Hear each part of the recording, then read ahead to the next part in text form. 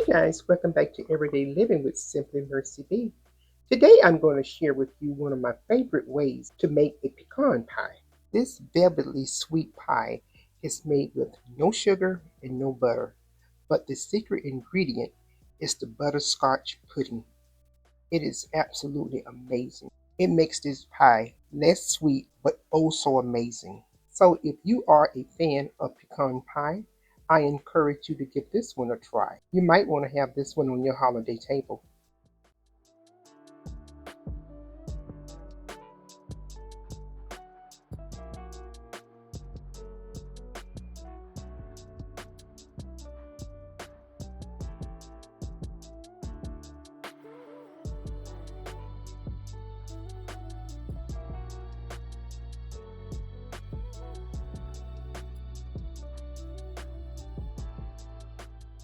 To put this amazing pie together, you're going to need 1 box of butterscotch pudding, 1 egg, vanilla extract. You're going to need some corn syrup and also some pecans. That's all we're going to need for this amazing pecan pie.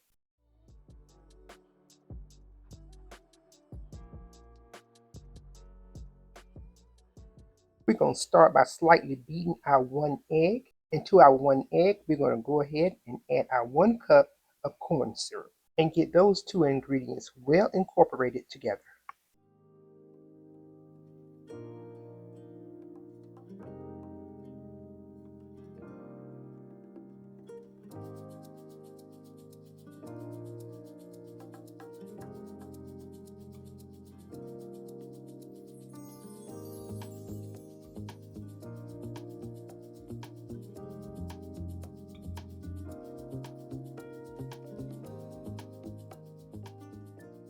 Now it's time to add that secret ingredient. And the secret ingredient is butterscotch pudding mix. You're going to use a small box of the butterscotch pudding mix. Guys, I tell you, when I first read this recipe, I said, no sugar, no butter? I was eager to give this a try. When I tell you this recipe is amazing, it's amazing. So we're going to go ahead and get that butterscotch pudding well incorporated into that egg and corn syrup. And you see the color transformation? Absolutely gorgeous.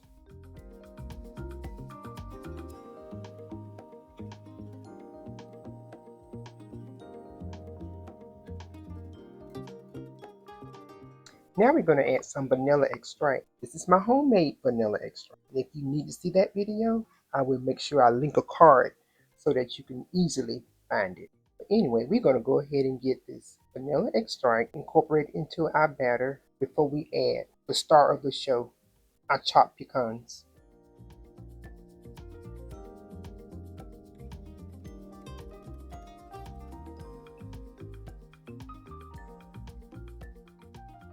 Okay guys, I have about 1.5 cups of pecans here, and I'm going to go ahead and give them a rough chop.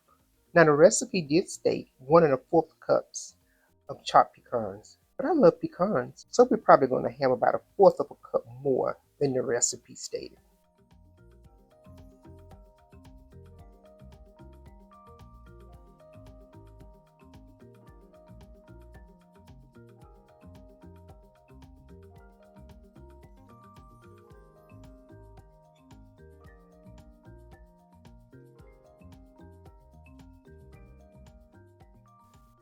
Now simply add your pecans to that beautiful mixture and stir so that they all can get coated in that wonderful, wonderful syrupy mixture.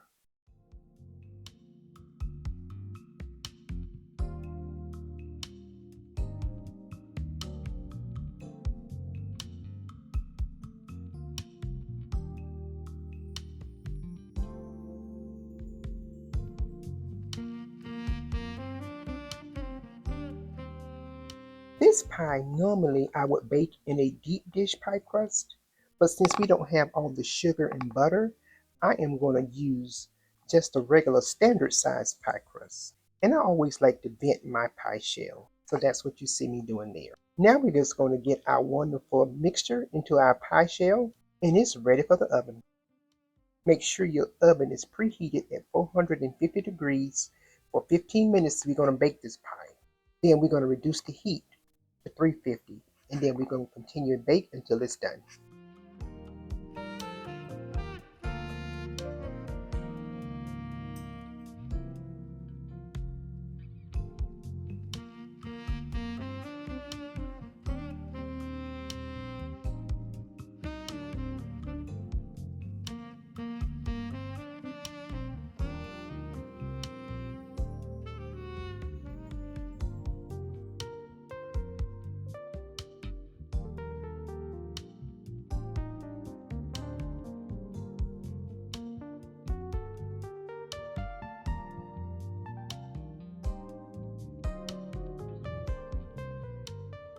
It has been 1 hour later. Guys, take a look at that beautiful pie.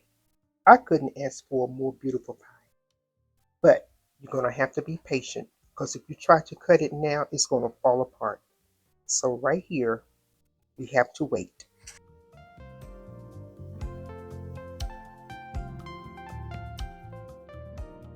It has been 6 hours later, and our pie is completely cool and it's all set. So now we're going to cut into it, and we're going to get us a nice slice.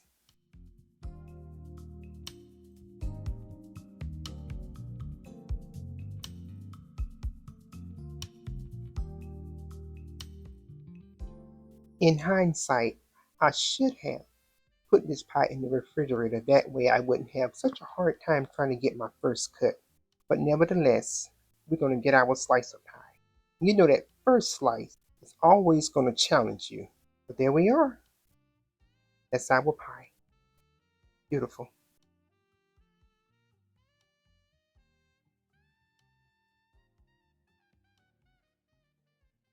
Guys, I certainly hope you have enjoyed this video.